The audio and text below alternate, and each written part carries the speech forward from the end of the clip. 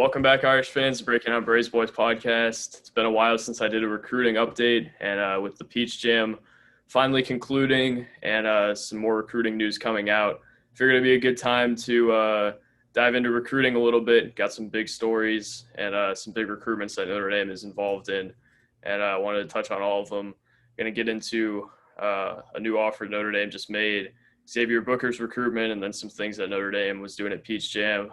Mike Bray, Anthony White, and Pat Rogers were very conveniently seated for a lot of these games, so it was pretty easy to tell who they were watching and how often they were watching them. So pretty easy to see who their priorities are in this class, and going to kind of get into the recruitments and kind of what Notre Dame seems to be doing based off of their Peach Jam appearances. But first, Notre Dame hosted a visitor this morning and pulled the trigger on an offer that seemed to be long in the works. Markus Burton, Southman native, Penn High School point guard, was offered this afternoon by Notre Dame after visiting this morning.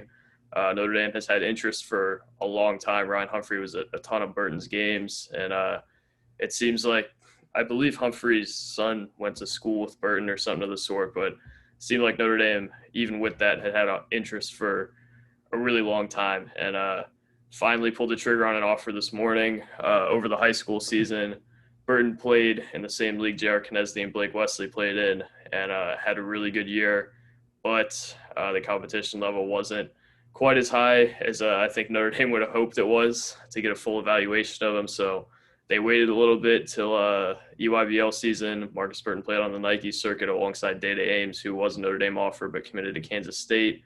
And I think Notre Dame saw all they needed to see over the summer, posted Burton on the visit today, and pulled the trigger on an offer. So just a real feel-good story for Notre Dame and for Markus Burton. Seems like this is an offer he's been after for a long time, and he's next on the list of South Bend guys who have a chance to play basketball at Notre Dame. And I'm sure that's big in the South Bend community because for a long time, South Bend and Notre Dame, in terms of basketball, have kind of been separated. South Bend hasn't quite had the talent, and when they have, Notre Dame seems to not be able to land them. But recently, with J.R. Knesny, Blake Wesley, Demetrius Jackson, and now maybe Markus Burton, Notre Dame can kind of get that local pipeline back. And Markus Burton is a great place for them to get back into South Bend, and just a guy who earned his offer in every sense of the word. You look at kind of his timeline going into the high school season, just a little bit off the radar. Notre Dame had been watching him a little bit, but over the course of the year, Notre Dame really seemed to like what they saw. And then over the summer, you saw Burton kind of translate to higher level competition. His quickness, his shiftiness, ability to get to his spots really all showed, and the shooting ability obviously showed as well. Had a ton of really nice performances over Peach Jam and over the summer in general, especially next to another guard who was around his size, and you would have thought maybe would take away from him a little bit. Him and Dade Ames found a way to coexist well, and it's really important for Markus Burton to show that he can play off the ball a little bit, which he did this summer. I don't think that's his primary role, but if Notre Dame wants to take another guard like Marco Jackson, Laurent Rice, R.J. Jones, it's really important that Markus Burton can play both guard spots, and I think Notre Dame saw that he could do that a little bit, at least offensively. Defensively, I don't know that he has the size to do that. It listed only 5'10" by 24/7 Sports. But I think Burton showed that he can do a lot of things well on the offensive end at least. And I think Notre Dame can work with him a little bit defensively despite the size. And obviously they saw enough on both ends to kind of think that they had something here. And now it's just whether they can land Burton or not. So really cool story, and I think this is a recruitment that Notre Dame certainly has a shot in, and if they can land Burton, we'll get a solid player despite the offer list and the size not being super high level. So great story for Burton, and now another guard on the board for Notre Dame that they have a legitimate chance with. So good story on really all accounts, and kind of going into Xavier Booker now, who Burton really showed out against. That was part of the reason I think Notre Dame pulled the trigger. They saw how Burton did against Cathedral.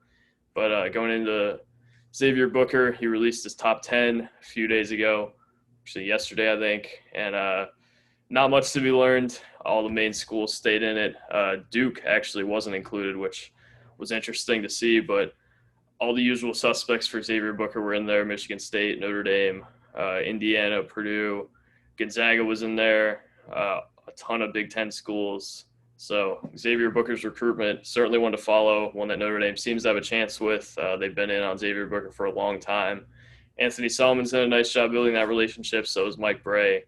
But Xavier Booker this morning did get crystal ball to Michigan State. They seem to have been the lean for a long time. Now Notre Dame's got some ground to make up in that recruitment, and going to need to get him on campus probably one or two more times if they want a shot at landing him. And I'm not sure that that's going to be able to happen. So Xavier Booker, certainly a huge target for Notre Dame, and one that they've gone out of their way to recruit, but has really just jumped up in the rankings. And they've done their best, but this is going to be a tough one to win for them if they can.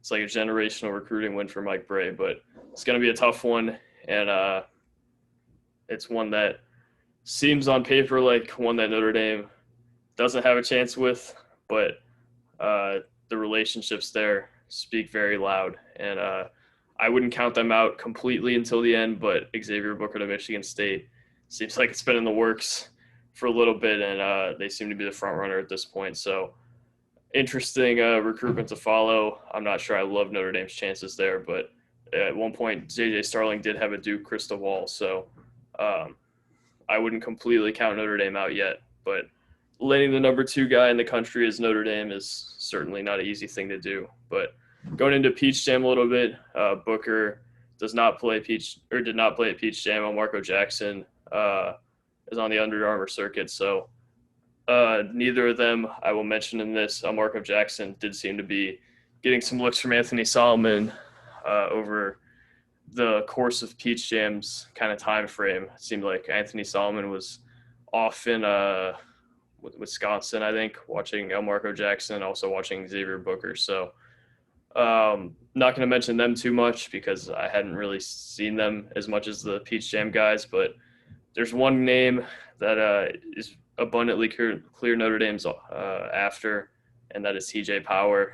Notre Dame was 2 or 3 deep for essentially every game TJ Power played at Peach Jam, and the connections are strong. This is a guy who Notre Dame, I think, is pitching kind of the Pat Connaughton pitch to. It's a guy who plays baseball at a high level, a guy who can kind of play the Pat Connaughton role at Notre Dame, but it's going to be a tough pitch.